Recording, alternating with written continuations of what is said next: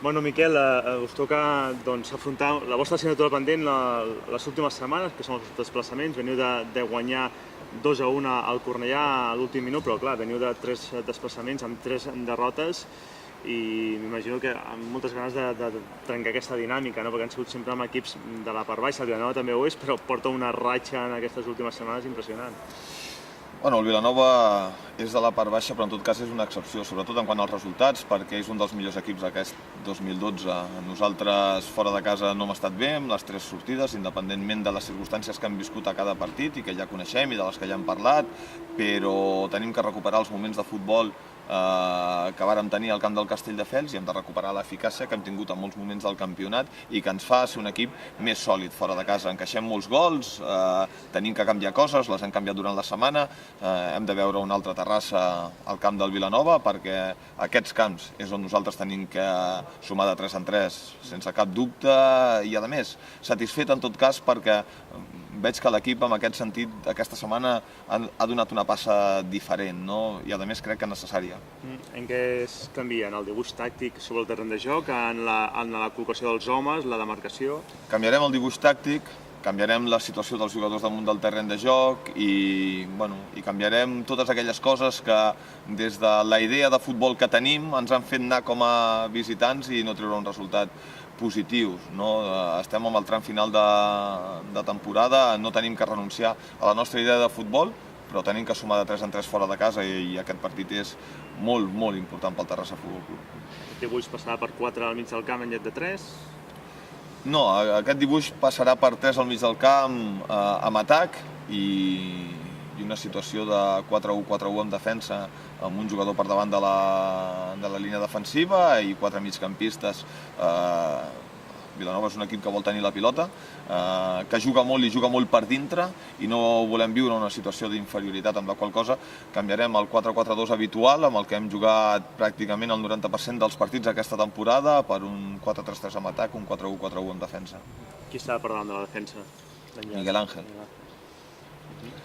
És el jugador que ara mateix més solvència ens dona amb aquesta demarcació. És veritat que en aquesta posició poden jugar Ramon Suárez i Libo també, però en tot cas crec que el seu rendiment en aquests partits està sent molt important per l'equip i que a més està en una clara línia ascendent, amb la qual la responsabilitat de viure aquelles situacions que defensivament ens poden crear una situació d'inferioritat les té que compensar ell. Hem treballat perquè així sigui. A més del tracte de la pilota, què més t'agrada del rival?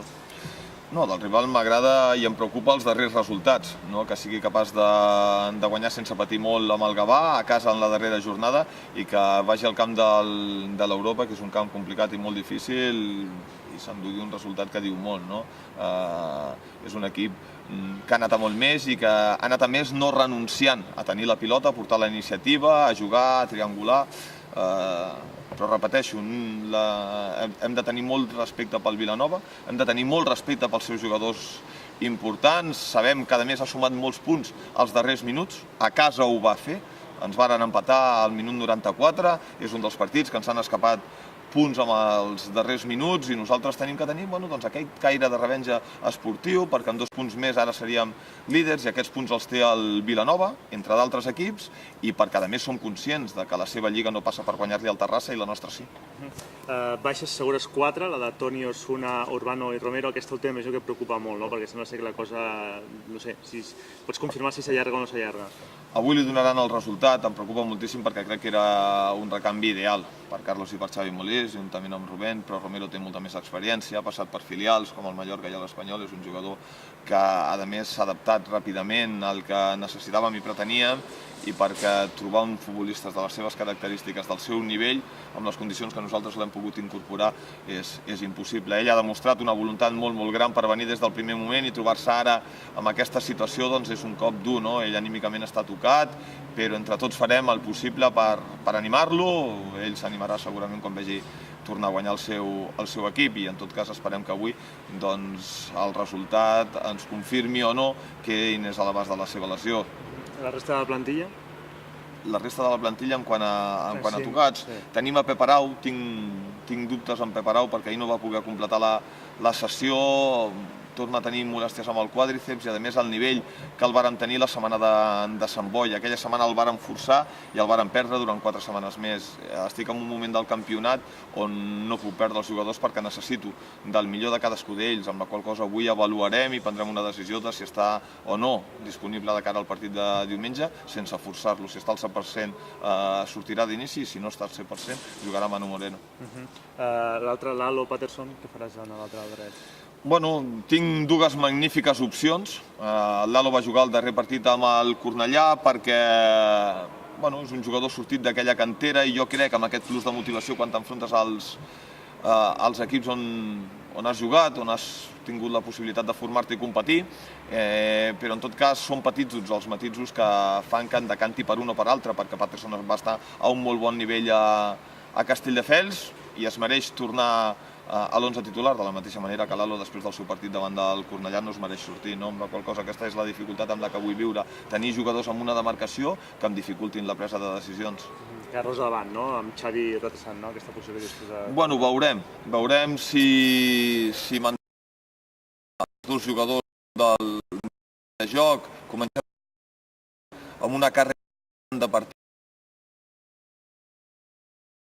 i sabeu, a més, que he manifestat que això és una preocupació, però una preocupació per al que portem a les nostres esquenes. Aquests dos jugadors porten una acumulació de minuts important i, a més, Carlos durant aquest mes segurament serà convocat perquè és un dels jugadors importants amb la selecció autonòmica i hem de mesurar molt bé el número de minuts perquè els necessitem amb aquest tram final al 100%.